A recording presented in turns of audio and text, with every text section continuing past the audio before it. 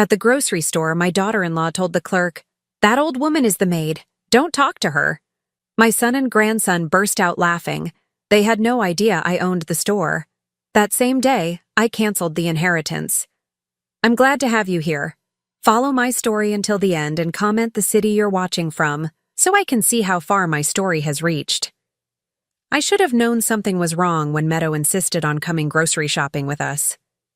My daughter-in-law rarely did anything that didn't benefit her directly, but there she was, perfectly made up at 10 in the morning. Her blonde hair swept into an elegant bun, designer purse clutched tightly in her manicured hands. "Come on, Grandma Bessie," my grandson Judd called from the back seat of Blaine's SUV. "We're going to get ice cream after shopping." At 70 years old, I still felt a flutter of joy when Judd included me in their plans. It happens so rarely these days. I climbed into the back seat next to him, my arthritis making the movement slower than I would have liked. Meadow glanced back at me with barely concealed irritation. "Try not to embarrass us in there," she muttered under her breath. Just loud enough for me to hear, but quiet enough that Blaine, my own son, wouldn't catch it from the driver's seat. I said nothing. I'd learned over the years that responding to Meadow's little digs only made things worse. Blaine would inevitably take her side, and I'd be left feeling even smaller than before. The grocery store was busy for a Tuesday morning. Families with young children, elderly couples moving slowly through the aisles, and busy professionals grabbing lunch items. I'd been shopping at Morrison's Market for over 30 years, long before Meadow even knew my son existed. The familiar aisles and friendly faces usually brought me comfort. We made our way through the store, Meadow directing our path with the efficiency of a military commander. She had a list, and heaven help anyone who deviated from it. Judd stayed close to his mother, occasionally glancing at me with what I hoped was affection but might have just been polite acknowledgement. When we reached the checkout, I felt that familiar tightness in my chest. The young man behind the register, probably in his early 20s with kind eyes and a genuine smile, began scanning our items. He looked up at me and smiled warmly. "Good morning, ma'am. How are you doing today?" Before I could respond, Meadow stepped between us, her voice sharp and cutting.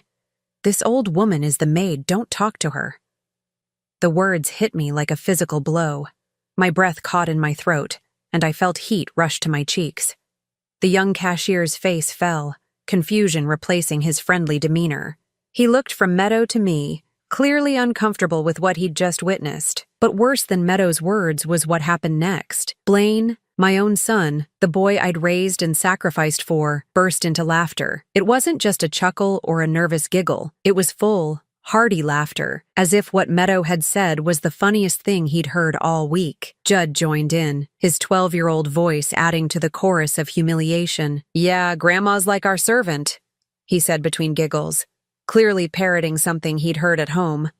I stood there, frozen, my hands gripping the handle of my old purse so tightly my knuckles turned white. The cashier's expression shifted from confusion to something approaching pity, and that somehow made it worse. He stopped making eye contact with me entirely, directing all his comments to Meadow and treating me like I truly was invisible. "Paper or plastic?" he asked Meadow, his voice noticeably cooler than it had been moments before. "Plastic," she replied smugly, clearly satisfied with how the interaction had gone. Other customers in line were staring now. Some looked uncomfortable, others seemed amused by the family drama playing out in front of them. I wanted to disappear, to melt into the floor and never face another human being again. The worst part wasn't even the public humiliation. It was the realization that this was how my own family saw me. Not as a mother, not as a grandmother, not even as a person worthy of basic respect. I was the help. I was something to be managed and controlled and occasionally mocked for entertainment. As we walked to the car, Meadow linked her arm through Blaine's, chattering happily about dinner plans.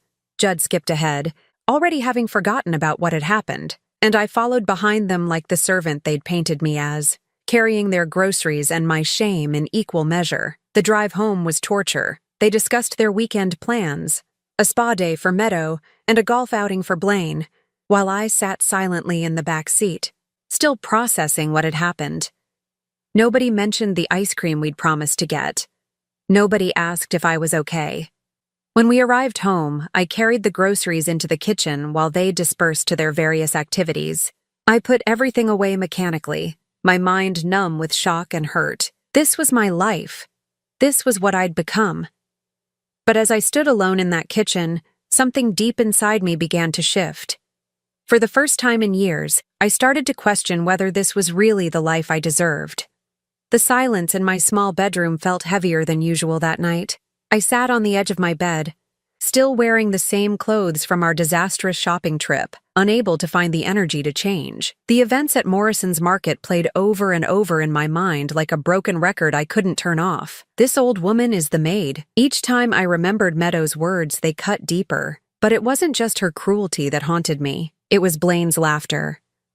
My own son, the baby I'd held in my arms, the child I'd worked 3 jobs to support after his father left us, had laughed at my humiliation.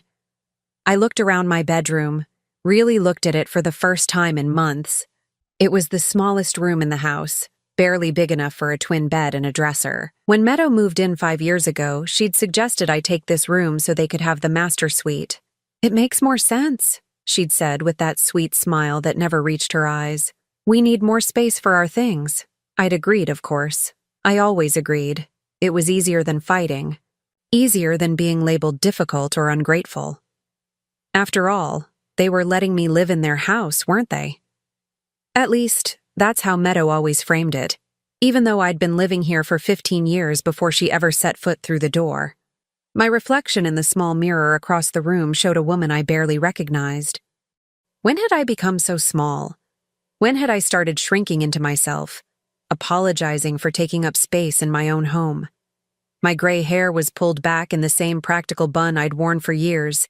My clothes were neat but old, chosen more for durability than style. I looked exactly like what Meadow had called me, the help. But I wasn't always like this. I closed my eyes and tried to remember the woman I used to be, before Frank left, before Blaine grew up and got married, before I learned to make myself invisible to keep the peace. I used to run a small catering business from this very kitchen.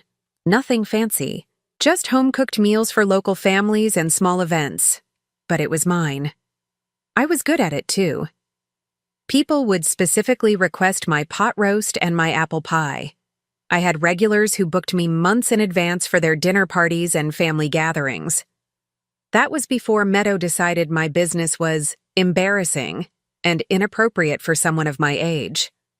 She convinced Blaine that I needed to retire, that having strangers in and out of the house was dangerous. One by one, she found reasons why I couldn't take on new clients.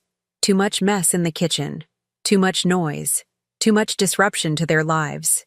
Within a year of her moving in, my business was gone, and with it, my independence and sense of purpose. I became what she wanted me to be, the live-in babysitter and housekeeper who worked for room and board. But tonight, sitting in the darkness of my tiny room, I remembered something else. Something I'd almost forgotten in my daily routine of cooking, cleaning, and staying out of the way. I walked to my closet and moved aside the old coats and dresses I rarely wore anymore. Behind them, pushed far to the back, was a small safe I'd installed years ago. My hands trembled slightly as I entered the combination. Numbers that represented the date Frank had left us. Some people might have found it painful to use that date, but for me, it represented survival. Inside the safe were documents Meadow and Blaine knew nothing about. Bank statements, investment records, property deeds. After Frank left, I'd been terrified of being financially vulnerable again. Every penny I could spare from my catering business, every small inheritance from distant relatives, every careful investment I'd made over the years, it was all here, carefully documented and quietly growing. I pulled out the most recent statements and studied them by lamplight. Over the decades, my careful investments had grown substantially.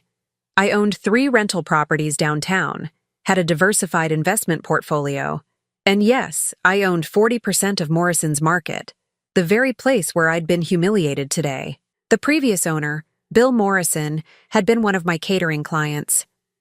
When he'd wanted to expand but needed investors, I'd quietly provided the capital in exchange for a partnership. It was all perfectly legal and documented, but I'd never mentioned it to Blaine or Meadow. Why would I? They'd only find ways to involve themselves, to take control, to make decisions about my money and my business relationships. I'd learned early in Meadow's residency here that any sign of independence or financial stability was seen as a threat to her control. When I'd mentioned having some savings, she'd immediately started suggesting ways I could help them with various expenses. When I'd mentioned owning a small rental property, she'd begun hinting that I should sell it and give them the proceeds for Judd's college fund, so I'd stopped mentioning anything. I let them believe I was entirely dependent on their generosity, that I had nothing and no one else. It kept the peace, even if it meant sacrificing my dignity. But tonight, looking at these documents, I realized I'd sacrificed more than dignity. I'd sacrificed myself. The woman who had built this small empire of investments and properties wasn't weak or helpless. She was smart, resourceful, and independent. She was someone who deserved respect, not someone who should accept being called the maid by her own family. I carefully returned the documents to the safe, but I didn't close it immediately. Tomorrow, I would make some phone calls. I would visit some offices I hadn't been to in far too long. I would start remembering who I really was underneath all these years of trying to be what they wanted. As I finally changed into my nightgown and prepared for bed, I caught my reflection in the mirror again. This time, I didn't see a victim. I saw a woman who had been playing a role for so long she'd forgotten it was just an act. But every performance had to end sometime. 3 days after the grocery store incident, I was returning from my afternoon walk when I heard voices coming from the living room. The front door was slightly ajar, and Meadow's distinctive laugh carried through the house. She was entertaining again, which meant I was expected to make myself scarce until her guests left. I was about to head to my room when I heard my name mentioned. Something in the tone made me freeze at the bottom of the stairs, my hand gripping the banister. Honestly, I don't know how much longer I can stand having her around, Meadow was saying, her voice carrying that particular edge it got when she thought she was being clever. She shuffles around here like some kind of ghost, always underfoot. Can't you just put her in a home? This was a voice I didn't recognize, one of Meadow's newer friends from her book club. Meadow's laugh was sharp and calculating. Oh, believe me, I've looked into it. But Blaine gets all sentimental whenever I bring it up, says we can't just abandon his poor old mother. Her voice dripped with mock sympathy. What he doesn't understand is that she's the one abandoning us by being such a burden. My legs felt weak. I pressed myself against the wall, hidden from view but close enough to hear every word.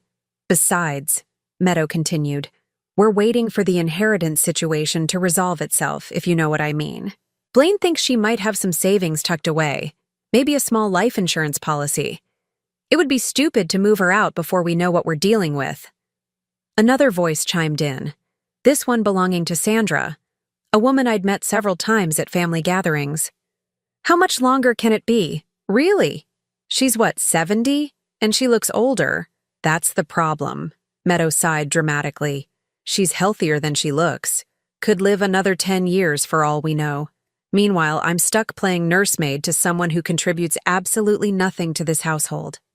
The casual cruelty of it took my breath away. I'd known Meadow didn't like me, but hearing her discuss my death like a business transaction was something I wasn't prepared for. What does she even do all day? Sandra asked. Oh, she keeps busy, Meadow said with bitter amusement. Cooking, cleaning, watching Judd when we need her to. Free labor, basically.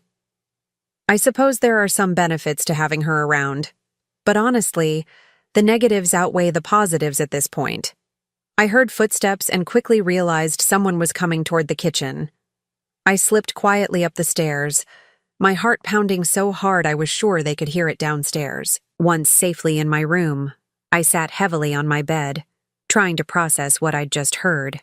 They were waiting for me to die, not hoping I'd live a long, healthy life surrounded by family who loved me, waiting for me to die so they could inherit whatever scraps they thought I might have left behind.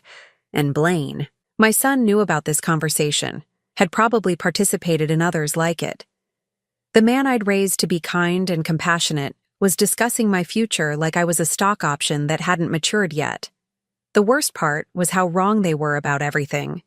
about my financial situation, about my contributions to the household, about who I really was. They saw me as a burden, a placeholder taking up space until nature took its course. They had no idea that the old woman they were so eager to dispose of was actually in a position to change all their lives with a single phone call. Later that evening, after Meadow's friends had left and the house had settled into its usual routine, I made dinner as always. Blaine ate without looking up from his phone. Meadow picked at her food while scrolling through social media, and Judd wolfed down his meal before disappearing upstairs to play video games. "This chicken is a little dry," Meadow commented, not quite looking at me. "Maybe use less seasoning next time." I nodded silently, though the chicken was perfectly moist and seasoned exactly the way I'd been making it for decades. Meadow's criticism had nothing to do with the food and everything to do with establishing dominance. It was her way of reminding me of my place in the hierarchy. As I cleared the dishes, I listened to them discuss their weekend plans: a wine tasting for Meadow and her friends, a fishing trip for Blaine. Judd would stay with me, of course, which meant I'd spend my weekend entertaining a 12-year-old while they enjoyed their leisure time.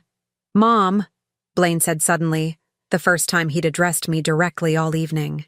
"Meadow and I have been talking about getting the house painted this spring. We'll need you to pack up your room so the painters can get in there." It wasn't a request. It was an instruction disguised as information. "Of course," I replied automatically. "Whatever you need." Meadow smiled with satisfaction, clearly pleased with my compliance. "It shouldn't take more than a day or two. You can sleep on the couch in the basement while they're working." The basement couch was old and uncomfortable, with a spring that poked through the cushions. They knew this, of course. It was just another small humiliation, another reminder that my comfort didn't matter. After they'd gone to bed, I sat alone in the kitchen, staring at the clean dishes I'd just put away. For years, I'd told myself that family was worth any sacrifice, that love meant accepting whatever treatment I received without complaint. But what I'd heard today wasn't love. It wasn't even basic human decency. I thought about my investments, about the properties I owned, about the partnership in Morrison's Market where they'd humiliated me. I thought about the bank accounts they knew nothing about and the independence I'd been hiding like a shameful secret. Maybe it was time to stop hiding. Maybe it was time to remind everyone, including myself, exactly who Bessie really was underneath all this careful pretense. Maybe it was time to take my power back. The next morning, I woke up with a clarity I hadn't felt in years. While Meadow and Blaine slept in, and Judd was still getting ready for school, I quietly left the house and walked the 6 blocks to downtown. My first stop was Morrison's Market. Walking through those familiar aisles felt different now. Instead of shame from my recent humiliation, I felt something else entirely. This was partially my store. These shelves, these employees, this entire operation existed partly because of my investment and faith in Bill Morrison's vision all those years ago. I found Bill in his office behind the customer service counter, bent over invoices and looking every bit of his 68 years. When he saw me, his weathered face broke into a genuine smile. "Bessie, what brings you by so early?" I settled into the chair across from his desk, feeling more comfortable than I had in months. "I wanted to discuss our partnership, Bill. It's been a while since we've talked business." His expression grew more serious. "Everything all right? You sound different." "I'm thinking it might be time for me to take a more active role in operations," I said carefully. "I've been too hands-off for too long." Bill leaned back in his chair, studying me with interest. "What kind of active role are you thinking?" "I'd like to review our staffing policies, particularly regarding customer service training. And I think it's time I had an office here, somewhere I can oversee day-to-day operations." We spent the next hour going over financials, discussing operational changes, and planning my transition from silent partner to active business owner. Bill was enthusiastic about my involvement, admitting that he'd been hoping I'd want to take on more responsibility as he approached retirement age. "There's something else," I said as our meeting wound down. "I may need to make some changes to my will and business succession plans. Can you recommend an attorney who specializes in estate planning?" Bill's eyes sharpened with understanding. He'd known me long enough to read between the lines. Sarah Mitchell downtown. She's handled everything for my family. Discreet, thorough, and she doesn't judge anyone's family situations. My next stop was Sarah Mitchell's office. The attorney was a sharp woman in her 50s who listened without interruption as I explained my situation. When I finished, she was quiet for a long moment. "How long has your family been treating you this way?" she asked finally. "It's gotten progressively worse over the past 5 years, since my daughter-in-law moved in.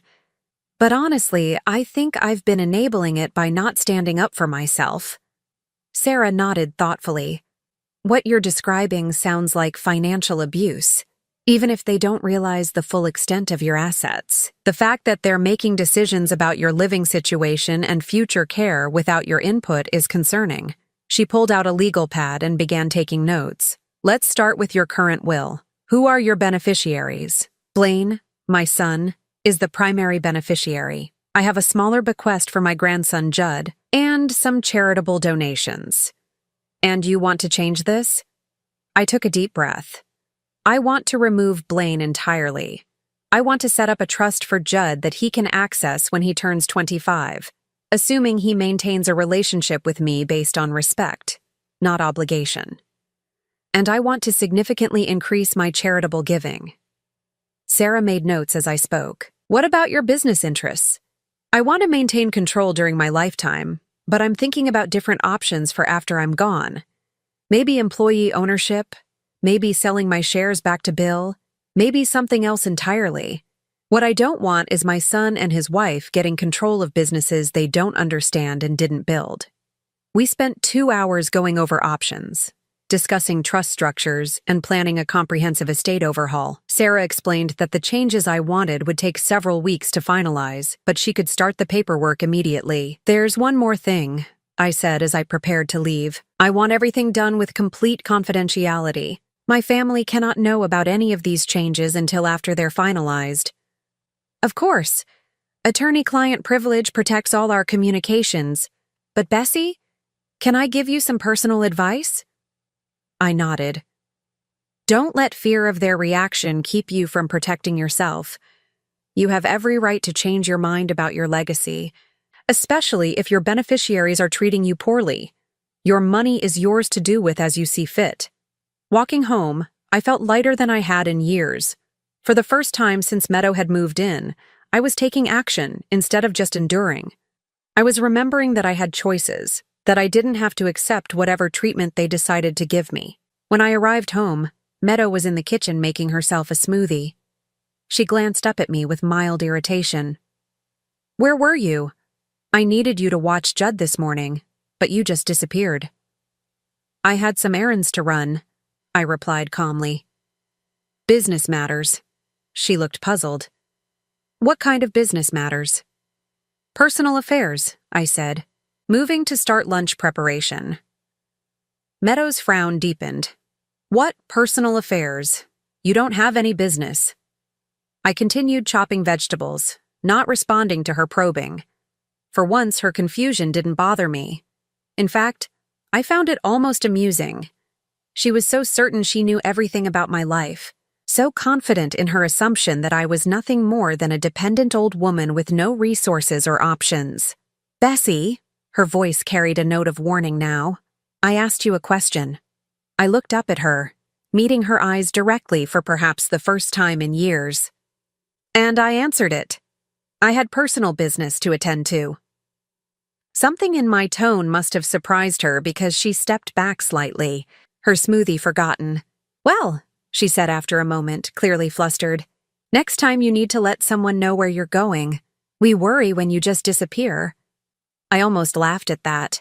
The woman who'd spent yesterday afternoon discussing my death with her friends was suddenly concerned about my whereabouts. "I'll keep that in mind," I said, returning to my vegetables. As I prepared lunch, I thought about the documents Sarah would be drawing up, about the new office I'd soon have at Morrison's Market, about all the changes that were coming. Meadow and Blaine had no idea that their comfortable world was about to shift dramatically, but I did. And for the first time in years, I was looking forward to tomorrow. 2 weeks had passed since my visits to Bill and Sarah, and the legal papers were finally ready. I'd spent those days observing my family with new eyes, watching their casual cruelty and entitled assumptions with a detachment that surprised me. Every dismissive comment, every order disguised as a request, every moment they treated me like hired help only strengthened my resolve. This morning felt different. There was a weight to it, like the air before a thunderstorm. I made breakfast as usual, served it without comment, and watched as they ate without acknowledging my efforts. Blaine scrolled through his phone. Meadow planned her day aloud, and Judd ate quickly before rushing off to catch his school bus. At precisely 10 o'clock, there was a knock at the front door. Meadow looked up from her magazine with annoyance. "Are you expecting someone?" she asked me accusingly, as if any visitor to the house must be my responsibility. "I'll get it," I said calmly, smoothing my hands over my apron. Sarah Mitchell stood on the porch, professional and composed in her navy suit, carrying a leather briefcase. Behind her was a younger man I didn't recognize. "Good morning, Mrs. Harrison. I'm here to deliver some documents we discussed." Meadow appeared behind me almost immediately, her curiosity overriding her usual disregard for my activities. "Who is this?" she demanded. "This is my attorney, Sarah Mitchell," I said, stepping aside to let them in. "And I believe you have something for me?" Sarah nodded, opening her briefcase and withdrawing a thick envelope. "The documents you requested, all properly executed and filed. And this is James Morrison, Bill Morrison's son and the attorney handling the business transfer paperwork." "Business transfer?" Meadow's voice had risen an octave. "What business transfer?" I took the envelope from Sarah, feeling its weight in my hands. Years of careful planning, decades of quiet investments, and a lifetime of underestimation had led to this moment. "Perhaps we should all sit down," I suggested, leading them to the living room. Blaine emerged from the kitchen, drawn by the unusual activity. His face showed confusion as he took in the two attorneys, the formal atmosphere, and his mother holding official-looking documents. "Mom, what's going on?" he asked, settling onto the couch next to Meadow. I remained standing, the envelope still unopened in my hands. "I thought it was time you both knew the truth about our family's financial situation." Meadow's eyes narrowed. "What are you talking about?" "3 weeks ago, you called me the maid in front of strangers," I said quietly. "You laughed when the cashier treated me with disrespect. You've spent years making me feel like a burden, like someone whose only value was in the unpaid labor I provided." "Mom," Blaine started, but I held up my hand. "Let me finish. Last week I overheard you discussing my death with your friends, Meadow, talking about how much longer you'd have to deal with me, and speculating about what little inheritance I might leave behind." Meadow's face flushed red. "You were eavesdropping. In my own home," I interrupted. "Yes, I was. And what I heard made me realize that you have no idea who I actually am." I opened the envelope and pulled out the first document. "This is a notification that I've removed both of you from my will. Judd will receive a trust fund when he turns 25, assuming he can learn to treat me with basic human decency. Everything else goes to charity." The color drained from Blaine's face. "Mom, you can't be serious. We're family." "Family doesn't treat each other the way you've treated me," I said firmly. "But that's not the most important thing you need to know." James Morrison stepped forward, opening his own briefcase. "Mrs. Harrison, should I proceed with the disclosure?" I nodded, feeling a strange calm settle over me. "Tell them about Morrison's Market first." "Mrs. Harrison owns 40% of Morrison's Market," James announced matter-of-factly. "She's been a silent partner for 15 years and, as of yesterday, has assumed active management duties." Meadow's mouth fell open. "That's impossible. She doesn't have any money. She also owns controlling interests in 3 other grocery stores in the county," James continued. 4 rental properties downtown, and a successful property management company that oversees 12 commercial buildings. The silence in the room was deafening. I watched as the reality of my words sank in, as years of assumptions crumbled before their eyes. "How much?" Blaine whispered. "How much are we talking about?" Sarah consulted her notes. "Liquid assets, business holdings, and real estate portfolio combined? Conservative estimate is $47 million. Meadow made a sound like she'd been punched in the stomach. She gripped the arm of the couch, her perfectly manicured nails digging into the fabric. 47 million, she repeated numbly. You've had $47 million this entire time? I've had the foundation for it, I corrected. I built it piece by piece, investment by investment, while you treated me like hired help. While you discussed putting me in the cheapest nursing home you could find. While you waited for me to die so you could inherit my little nest egg. Blaine stood up abruptly, pacing to the window. Why didn't you tell us? Why did you let us think what? I asked sharply. That you were doing me a favor by letting me live in this house? That I should be grateful for your scraps of attention and occasional kindness? We would have treated you differently if we'd known, Meadow said desperately. Exactly, I replied. You would have treated me differently because of my money, not because I'm a human being who deserves respect. That tells me everything I need to know about your character.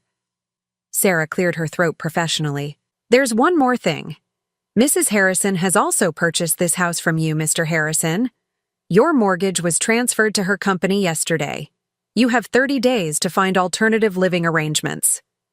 The devastation on their faces was complete now. Blaine sat down heavily, his head in his hands. Meadow stared at me with something approaching horror, as if I'd suddenly revealed myself to be a stranger. You can't do this, she whispered. This is our home, Judd's home. This was my home first, I said calmly. I've lived here for 22 years. You've lived here for 5, and in those 5 years, you've made it clear that my presence here is unwelcome. I gathered the documents back into their envelope, feeling lighter with each passing moment. The attorneys will handle all the details. I'll be staying at a hotel downtown until I finalize my other arrangements. As I walked toward the stairs to pack my things, Blaine called after me, his voice breaking. Mom, please. We can work this out. We can change. I paused at the bottom of the stairs, not turning around. I'm 70 years old, Blaine. I don't have time left to wait for you to learn how to love me properly. 6 months later, I sat on the terrace of my villa overlooking Lake Como, watching the morning sun paint the Italian mountains in shades of gold and rose. The espresso in my delicate porcelain cup was perfect, prepared by Elena, my housekeeper, who treated me with the kind of natural respect I'd almost forgotten existed. The transition hadn't been immediate. After leaving Blaine and Meadow's house that day, I'd spent 3 weeks in a downtown hotel while Sarah and her team conducted a complete audit of my assets. The final tally had been staggering, even to me. $50 million. 50 years of careful investing, quiet business dealings, and compound growth had created wealth I'd never fully calculated. I'd underestimated my own success. With Sarah's help, I'd liquidated several properties, consolidated my investments, and structured my finances for international living. The grocery stores were sold to my employees through a generous buyout program. The rental properties went to a management company with instructions to keep rents affordable for working families. I kept only what I needed for a comfortable life, far away from the people who'd made me feel small. Choosing Italy hadn't been difficult. I'd always dreamed of seeing the world, but those dreams had been set aside for more practical concerns. Now, with unlimited time and resources, I could finally live the life I'd deferred for decades. The villa was perfect. Not ostentatious, but elegant. 3 bedrooms, each with French doors opening onto gardens that spilled down toward the lake. A library filled with books I actually had time to read. A kitchen where I cooked because I enjoyed it, not because anyone expected it of me. Elena knocked softly on the terrace door, carrying the cordless phone. Signora Bessie, there is a call from America. A young man named Judd. My grandson had called every week since I'd left, at first angry and confused, then gradually more thoughtful as time passed. Our conversations had evolved from accusations to curiosity to something approaching understanding. Grandma? His voice was deeper now, changing with adolescence. How are you? I'm wonderful, sweetheart. How are things at home? There was a pause. Different. Mom and Dad are getting divorced. Mom moved out last month. I wasn't surprised. Without the fantasy of a substantial inheritance holding them together, their marriage had no foundation. Meadow had likely moved on to find another target for her manipulations. Are you okay? I asked gently. Yeah, I think so. Dad's been asking about you a lot. He wants to call you. And what do you think about that? Another pause, longer this time. I think he's finally figuring out that he messed up really bad. But I also think he's only sorry because he found out about your money. The wisdom in his words surprised me. At 13, Judd was developing the kind of emotional intelligence his parents had never possessed. What about you? I asked. Are you sorry about the money, or are you sorry about how we treated each other? I'm sorry I laughed at you that day in the store, he said quietly. I knew it was wrong when I did it, but I wanted Mom and Dad to think I was funny. That was stupid. My throat tightened with emotion. Thank you for saying that. It means more to me than you know. Grandma, could I maybe come visit you sometime? Not because of the money or anything, just because I miss you. I smiled, looking out over the pristine lake where a small boat was cutting through the morning calm. I would love that, but only when you're old enough to travel alone, and only if you want to come for the right reasons. I do. I want to see where you live now. Dad showed me pictures online. It looks beautiful. After we hung up, I sat quietly with my thoughts. Judd was the one good thing to come out of my years with Blaine and Meadow. He was young enough to learn, to grow, to become better than his parents. Maybe there was hope for at least one relationship to be salvaged from the wreckage. Blaine had tried calling numerous times, but I'd refused to take his calls. His messages, relayed through Judd, were variations on the same theme. He was sorry, he'd changed, he wanted to make things right. But I'd heard similar promises before, usually when he needed something. This time, the need was just bigger. Elena appeared again, this time carrying a silver tray with fresh fruit and the morning mail.